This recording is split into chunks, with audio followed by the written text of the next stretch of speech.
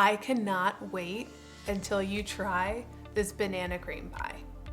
Vanilla cookie crust with a creamy vanilla custard, fresh bananas, freshly whipped cream on top with chocolate shavings.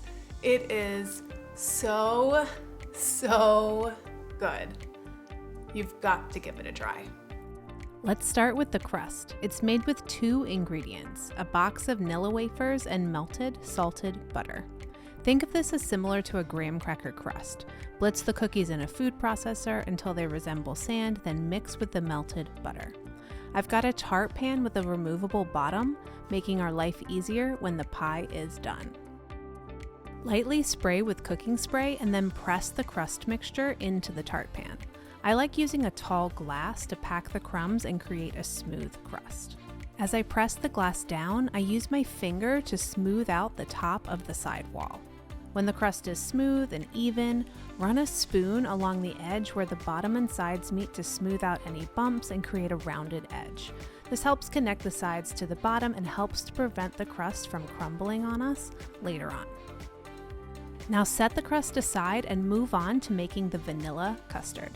In a large bowl, whisk 2 eggs, 2 egg yolks, 4 tablespoons of cornstarch, a half cup of sugar, a pinch of salt, and 1 teaspoon of vanilla extract. Whisk well until it is smooth and blended. Now in a small saucepan, heat 1 cup of cream and 1 cup of milk over medium heat until it gently simmers. Look for tiny bubbles just breaking the surface. Now while whisking, slowly drizzle in a small amount of the hot cream and milk mixture. Keep whisking as you gradually add more hot liquid until everything is combined. Carefully pour all the contents of the bowl back into the saucepan. Turn the heat to low and cook while whisking until the custard thickens to the consistency of runny pudding, about 5 minutes. See how it's a little runny but thickened from before? This is what you are looking for. It will thicken even more as it bakes in the oven and cools.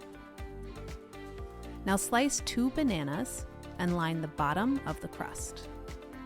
As with all our recipes, the full recipe with lots of extra tips is on Inspired Taste. Now pour the warm custard over the bananas, letting it settle around them naturally. You can gently shake the pan to help the custard fill any gaps.